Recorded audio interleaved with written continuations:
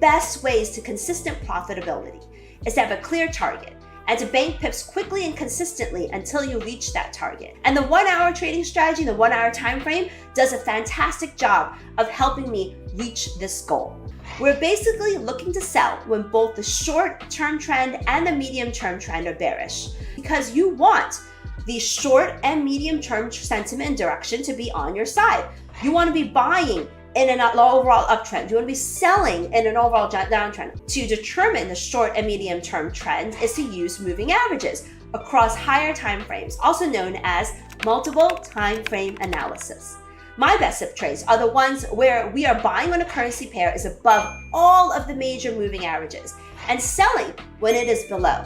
I'm not in the trade for longer than 36 hours. Personally, as a trader, is a sweet spot. In this New Zealand dollar, US dollar chart, Kiwi dollar, there are 4 moving averages that you see: the 20, the 50, the 100, and the 200 simple moving averages. And on this chart, you can see the Kiwi dollar is trading below all of these moving averages on the daily chart.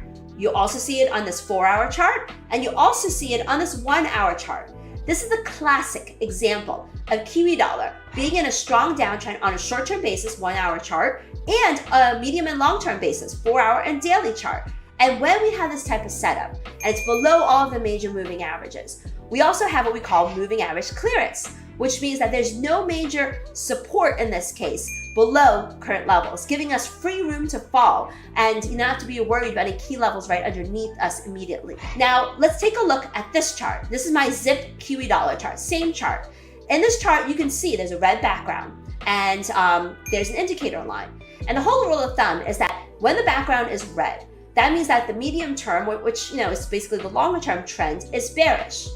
When we have a green background, that means that the longer term trend is bullish. If the instrument rises above the indicator line, that means the short term trend is also bullish. So if the instrument drops below the indicator line and you have the background's red, you'll see that a white candle forms with a red border, like this Kiwi dollar chart. That's when you get a sell signal. And it is in the sell zone the entire time it spends below the indicator line with the red background. I still check the higher time frames and to make sure that we had moving average clearance on the 1-hour chart, which you can see here, and enough room to fall before support on the 4-hour and daily charts, and we did have that. So we took the short trade in Kiwi yen right at the New York Open and caught a part of this generous move that happened in the Kiwi yen during the US session. The secret to trading well is to have clean, easy to read charts that removes the noise and helps you make the right decisions.